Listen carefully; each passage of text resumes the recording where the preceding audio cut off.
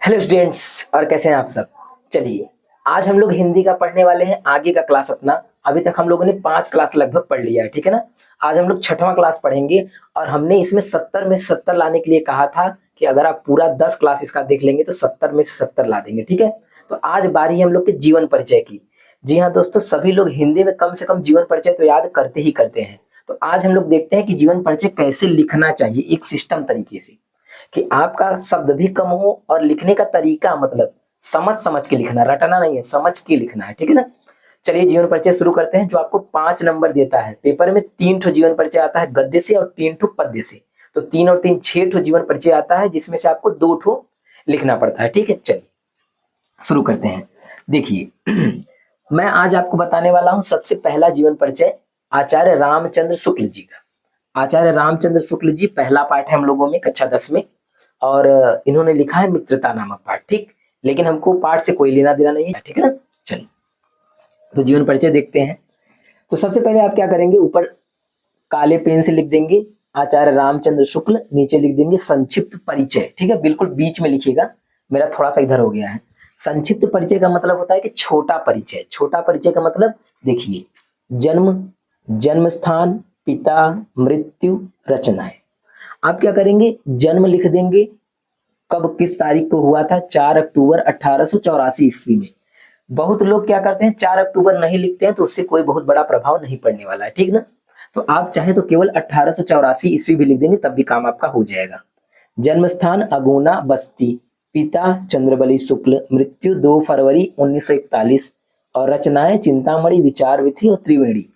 इसमें क्या होता है ना कि रचना आपको एक याद करना है, अगर आपको याद है तो अच्छी बात है, उसको लिख दीजिएगा। आप क्या करेंगे, ये संक्षिप्त परिचय जब लिखेंगे ना, तो जो चेक करने वाला होगा सबसे पहले क्या करेगा, आपका ये इतना ही देख के वो आपको नंबर दे देगा, इतना ही केवल देख के। क्योंकि वो जानता है कि अगर बच्चा इतना लिख सकता है तो इसका मतलब वो ये भी लिख सकता है, ठीक है ना। तो देखिए अब हम लोग इसी के सहारे ये जीवन परिचय बनाते कैसे हैं। जीवन परिचय का मतलब सिंपल सा है, आप अपने ऊपर ले लीजिए कि आपका जन्म कब हुआ था, कहाँ हुआ था, आपके पिताजी का नाम क्या है, माताजी का नाम क्या है, समझ रहे हैं ना, बस सिंपल। फिर उसके बाद क्या होता है, देखिए इसका एक क्रम है, पहले जन्म, फिर जन्म स्थान उसी में, फिर उसके बाद क्या होता है उनके पिताजी का नाम, पिताजी क्या करते हैं, उसके बाद माताजी का नाम, माताजी क्या करती हैं, अगर कुछ नहीं करती तो कोई बात नहीं, मैं बताता हूँ इसमें क्या लिखना है, ठीक है ना। इसके बाद क्या है, फिर उनकी पढ़ाई के बारे में थोड़ा सा चर्चा करेंगे। पढ़ाई के बाद अगर वो भाषा वगैरह कुछ उसमें दिया है, कौन कौन सी भाषाएं जानते थे तो वो लिख दीजिए। फिर उनकी मृत्यु, खत्म। केवल आपको यही लाइन वाइज लिखना है, ठीक है ना। देखिए चलिए, तो सबसे पहले क्या है, देखिए जन्म, तो जन्म से शुरू करते हैं।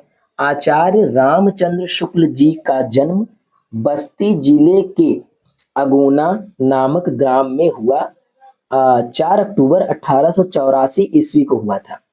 इसी से देखिए बना है, ठीक है ना, इसी से अगोना बस्ती 4 अक्टूबर 1884, ये हो गया आपका एक लाइन पूरा, एक सेंटेंस। उसके बाद इनके पिताजी का नाम चंद्रबली शुक्ल था, ये भी हो गया, आपका नाम बता दिया आपने। फिर माता जी का नाम बताइए। हाँ, पहले ये क्या करते थे, जो मिर्जापुर सदर में कानूनगो थे, ठीक है ना।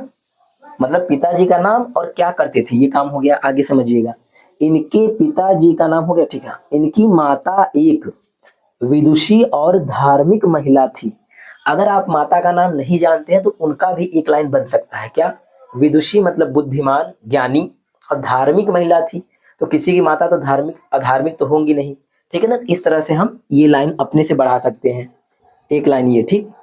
इन्होंने हाई स्कूल की परीक्षा मिशन स्कूल से पास किया, ठीक। आचार्य रामचंद्र शुक्ल जी ने हाई स्कूल की परीक्षा मिशन स्कूल से पास किया था। गणित में कमजोर होने के कारण इन्होंने इंटर की परीक्षा नहीं दी। गणित में कमजोर थी इसलिए परीक्षा नहीं दी। अब पढ़ाई के बारे में देखिए, चल रहा है पहले जन्म, फिर पिता, फिर माता, फिर पढ़ाई। पढ़ाई के बारे में, बाद में इनकी नियुक्ति काशी विश्वविद्यालय में हिंदी के अध्यापक के रूप में हो गई। बाद में ये काशी विश्वविद्यालय में हिंदी के अध्यापक बन गए, टीचर बन गए। उसके बाद क्या हुआ, देखिए बस पढ़ाई के बारे में बात हो गया ना। अब मृत्यु में आइए।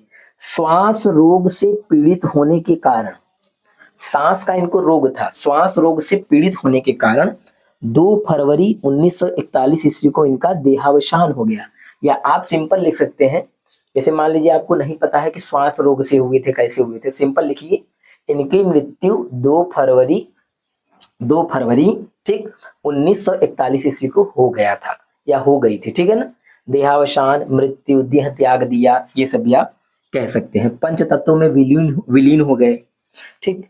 तो इसके बाद जब आप इतना लिख लेंगे तो आपका ये जीवन परिचय पूरा कंप्लीट है। 5 में से 5 नंबर आपको मिलेगा, 1 नंबर कटने वाला नहीं है, क्योंकि ये जो सिस्टम से मैं बताया हूँ ना, ऐसे ही लिखना है। बहुत लोग क्या करते हैं, बगल में बॉक्स बना देते हैं, तो वो थोड़ा सा अच्छा नहीं लगता, भद्दा लगता है। ऐसे क्या लगेगा आपका, ये सुंदरता बना रहा है, ठीक इस तरह से। क्योंकि देखिए कापी में ना जितना सुंदर आप लिखेंगे, लोग कहते हैं कि हिंदी में 100 में 100 लाना मुश्किल है, मतलब 70 आपके बोर्ड का, 30 नंबर स्कूल का, तो 70 में से 70 लाना मुश्किल है।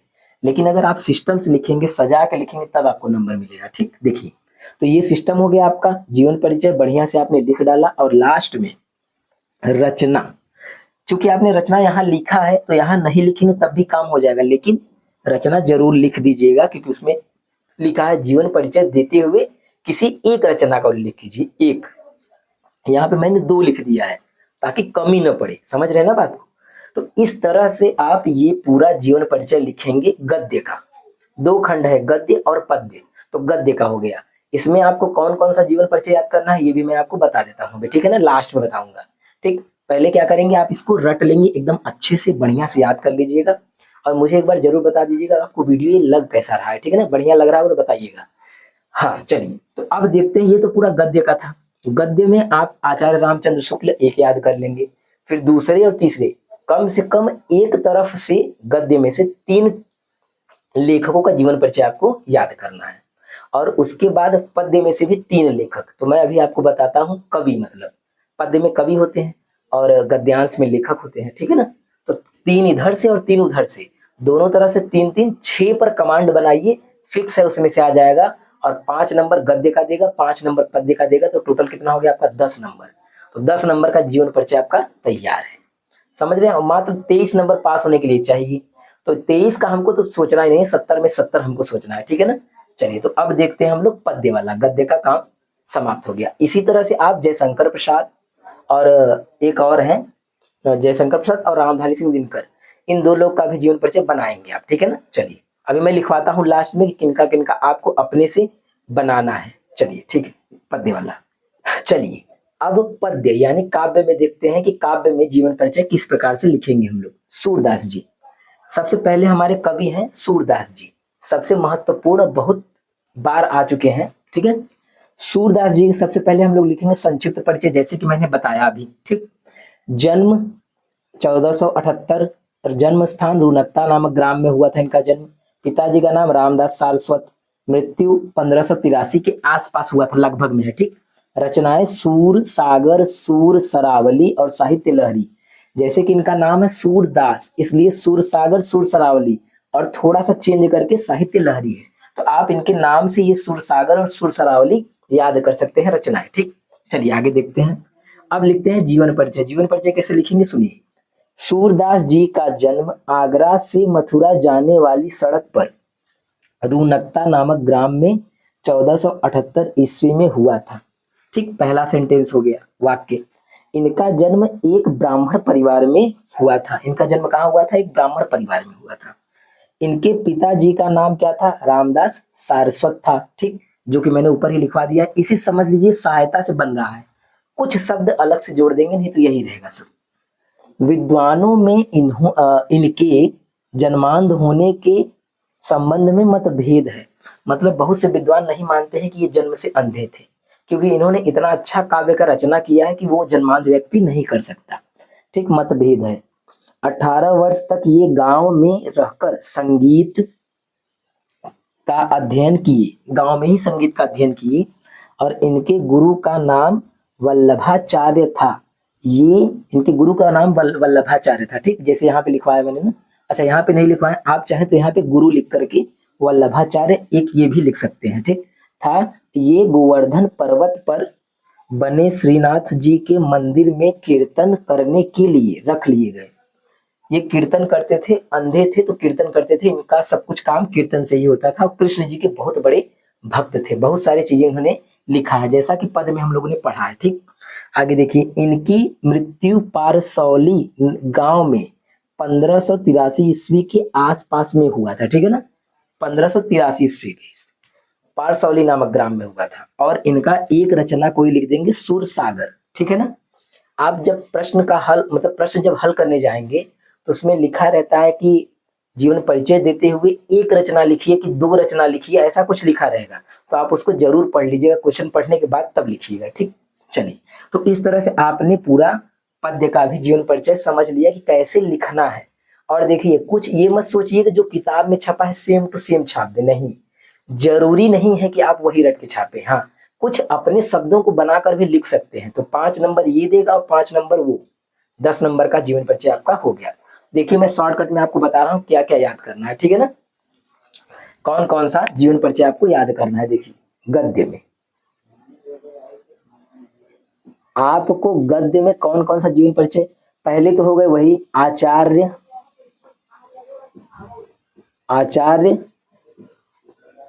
रामचंद्र शुक्ल जी, ठीक। एक दूसरा आपका कौन सा जीवन परिचय है गद्य में, जय शंकर प्रसाद, बहुत इंपॉर्टेंट है, जय शंकर, ठीक। तीसरे आपके हैं इसमें रामधारी सिंह दिनकर, आप लोग समझ जाइए, ठीक है ना। अब पद्य में आइए, यानी काव्य में कौन कौन सा जीवन परिचय आपको इसी तरह से बना लेना है, कॉपी में लिख लीजिएगा, एक बार जरूर लिखिएगा ऐसे ही बना के ना। पहले तो हमारे सूरदास जी हैं, दूसरे कौन है, दूसरे तुलसीदास जी हैं, तुलसी जी। और तीसरे कौन है, तीसरी है हमारी महादेवी वर्मा। अगर आपने इतना जीवन परिचय रट लिया तो कोई ना कोई फिक्स है पेपर में आएगा और आप लिख के आएंगे। हाँ, एक बात और, अगर मान लीजिए कोई ऐसा जीवन परिचय आ गया जिसका आप मतलब याद ही नहीं किए हैं, पढ़े ही नहीं है, फिर भी उसको कुछ ना कुछ बना के जरूर लिखिएगा, छोड़िएगा मत। क्योंकि लिख देंगे ना तो 5 नंबर में से अगर आपको 5 नहीं तो 2 1 कुछ तो कुछ मिल जाएगा, नहीं लिखेंगे तो कुछ नहीं मिलना है, वो तो वैसे भी कुछ नहीं मिलता। लेकिन आपको लिखना है, छोड़ना नहीं है, चाहे इसमें से आए या न आए, याद रखिएगा इस बात को, ठीक। अब बनाने का कला आप जरूर सीखिए, कैसे बनाया जाता है, अपना अपना जीवन परिचय समझिए कि हम कैसे लिखेंगे, उस हिसाब से इसको आप बना सकते हैं, ठीक है। चलिए, तो आज के लिए इतना ही है, धन्यवाद। अगर आपको वीडियो अच्छा लगा तो वीडियो को लाइक करिएगा, चैनल को सब्सक्राइब करिएगा, और जो 10 में है जिसका पेपर होने वाला है उसको जरूर सेंड कर दीजिएगा इस वीडियो को, ताकि वो भी जीवन परिचय इस हिसाब से बना के लिख सके, लिखने का ट्रिक, ताकि पूरा का पूरा नंबर मिले, एक भी नंबर छूटे ना, ठीक है। चलिए, मिलते हैं अगले वीडियो में।